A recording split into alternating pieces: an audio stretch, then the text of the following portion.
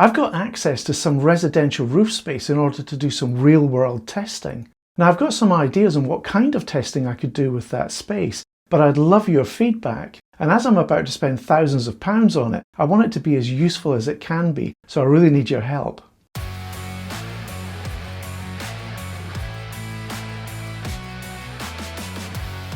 Hi there, I'm Gary and welcome back to my channel, Gary Does Solar. Now learning about different solar technologies is one thing, the theory, the specifications, the promises, but there's nothing quite like seeing how technologies actually perform in the real world. There are plenty of videos out there sharing people's experiences with technologies, but with so many variables involved, from roof orientation, array size, weather patterns, and even inverter setup, it's often hard to isolate whether a particular technology is truly responsible for better results. So in this video, I want to carry out some testing of particular technologies in a real-world environment. I want to cut through some of those variables in order to get clear answers. And to do that, I've been given access to this property, a 4-bed detached house just north of London in the UK. It has 2 roof spaces, one facing due east and the other due west. I took some measurements, and as you can see here, they're good sized roof sections, 9.2 meters by 4.8. And if I put all these measurements into easy PV, it looks like I can get 14 solar panels on each roof section. Although, as you'll see later in the video, limiting the number of panels on each roof might be a better approach. Alright then, so given this opportunity, what kind of testing could we do? Let's get into it. There might be all sorts of tests that could be carried out here, but having a blank sheet of paper like this can actually be a bit paralysing. How do we move forward? Well, 2 immediate ideas came to mind. The first was to look at the relative performance of an array of solar panels connected to microinverters against an identical array connected to a string inverter. It's the classic microinverters versus string inverter debate, which I covered in detail in this video here. There's a link in the description if you want to catch up on that. Many of the installers in my directory get asked which approach is better all the time, and if you're about to spend thousands of pounds on a solar installation, wouldn't it be good to finally understand if one technology has an advantage over the other? By the way, my solar directory is available to anyone in the UK looking to get a solar and battery installation. I only list who I think are the best installers, ones that I would be happy to spend my own money with. So I do have my own opinion on the debate between microinverters and a string inverter, and it's this. If you don't have any shading from trees, and if you've got a relatively straightforward roof layout, then I don't think microinverters give you much advantage. Having said that though, I have heard anecdotal evidence that in a climate like we have in the UK, where it's pretty cloudy most of the time, microinverters with their lower startup voltages might outperform a string inverter when looking at generation across the whole year. It seems to me then that this is a perfect opportunity to test all this out on the property that I've got available to me. The second idea was to look at testing the performance of bifacial solar panels. These are panels that collect and convert light from both sides of the panel. Now for solar panels in a ground mount situation, bifacial technology makes a lot of sense to me. Light reflections off the ground or even other panels could perhaps provide an extra 10 or 20% solar generation. But what about bifacial panels on a residential roof space?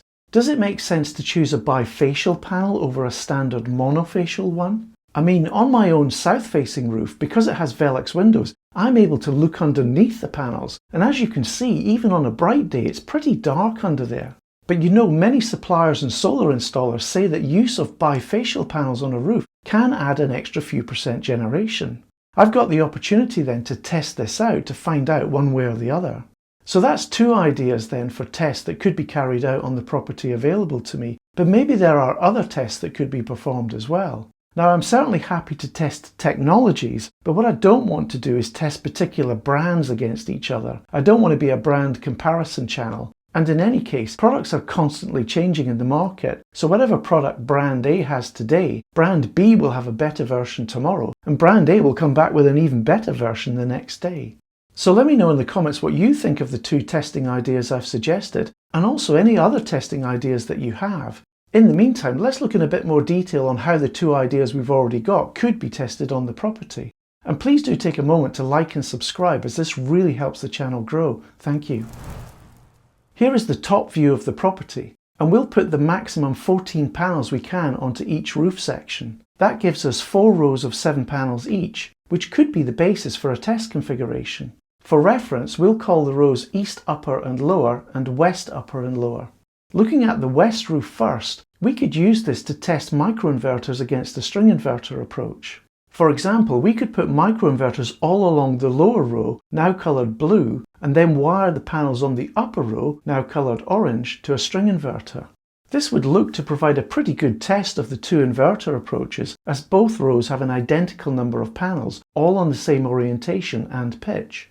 Then, for the east roof, we could use this to test bifacial panels against standard monofacial panels. We could install standard monofacial panels along the upper row, now coloured yellow, and equivalently rated bifacial panels on the lower row, now coloured green. We have the option here of using microinverters for all the panels on the east roof, but that's 14 in total, and together with the 7 on the west roof is quite an expensive option. Alternatively, we could use 2 string inverters, one on the upper east row and the other on the lower east row. On the face of it, this looks like a workable test setup, but there is a problem. Some people report that panels mounted higher up on the roof perform slightly better than panels mounted lower down. So to avoid any argument about that, things could be rearranged slightly. We could swap alternate panels along the row on the west side so that both sections are now broadly equivalent, and then do the same on the east side. But as you can see, it doesn't quite work because we have an odd number of panels in each row. For example, the blue section has 3 panels on the upper row, but the orange section has 4. And so in order for the testing to be without dispute as far as possible, I think a different approach should be taken. First, looking at the west roof, if we take out 2 panels from the middle, we now have 2 identical sections, each of 6 panels. We can move all of the blue panels to the northwest section and all of the orange panels to the southwest section. We can then do the same for the east roof. Remove the 2 centre panels, then move all the yellow panels to the northeast section and all the green panels to the southeast section. Finally, we can remove the gap on both roof sections to keep the aesthetics. Yes, we've reduced the overall number of panels, but it's not about achieving maximum generation potential here. It's trying to find a workable test architecture, and I believe with this configuration each section is now near identical, and this means that the difference in solar generation over the year should be attributable solely to the differences in the underlying technologies. So we're starting to get places, but I still have a bit of a dilemma with the test setup though. I mean, do we really need to test the performance of bifacial panels at all? You see, I recently watched this video which tested different reflective surfaces for ground mount bifacial panels, and I came away with the feeling that on a roof it's just dark under the panels, so how could you possibly get any extra generation looking at the results from this video? I don't know, maybe I'm trying to do too much here and it's better just to concentrate on the microinverter versus string inverter testing. Less confusion for the viewers, and it allows for a better test setup using both roofs.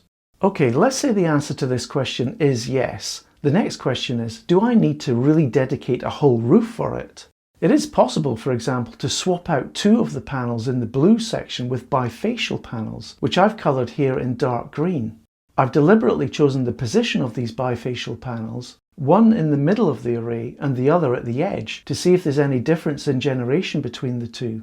And because everything in this section is on microinverters, it should easily show the difference in generation between bifacial and monofacial technology without interfering with the microinverter versus string inverter testing already happening on that roof. This would then completely free up the east roof, which could be used for some other kind of testing. Or we could simply replicate the west roof test onto the east roof, but this time increase the size of the string array in order to test out a difference in startup voltages, for example. You can see that there's quite a lot to think about here, so I really value your input. I would like this testing project to be as scientific as it can be, at least practically. Let me know what you think in the comments of the ideas that I've suggested, and also any additional testing ideas that you have. I should say that to make the testing fair, each of the coloured sections would have their own generation metering. This would avoid any bias or difference from readings from the various manufacturing apps and portals involved. And you might not be aware of this, but a solar panel that is rated for 480 watts, say, may actually produce up to 5% more than that during post-production testing. The flash test results are typically marked on the panels during delivery, and so again, for fairness, this would have to be taken into account. The next stage then, once the test setup has been clarified, is to go out and find an installer who can make all of this happen. Some of you will know Talk at Spirit Energy. Let's go and have a chat with him. Well, thanks very much for taking time out to meet me this morning. I've got a few questions for you about a little project I've got in mind, but maybe before I hit you with these questions, could you say a little bit about Spirit Energy as a company? Yeah, so we're a solar and battery specialist, founded by my parents in 2010. So we've been going 16 years now, just based in Reading. We work about 2 hours from Reading on domestic projects, although we are looking to go national pretty soon. For commercial projects, we cover the whole country. All right, that's great to know. And actually, it's interesting that your coverage is sort of 2 hours from base, because my little project that I've got in mind, I've got a family member who has a house with no solar on it at the moment. It's an east and west facing roof. And I thought I could do a little bit of testing on it. Yeah.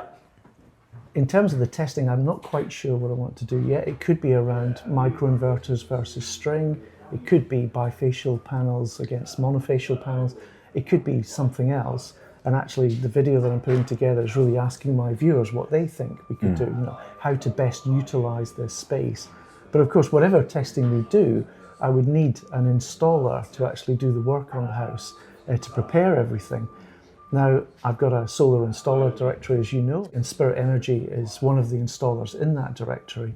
And I think it would be fairly obvious for me to choose an installer in that directory.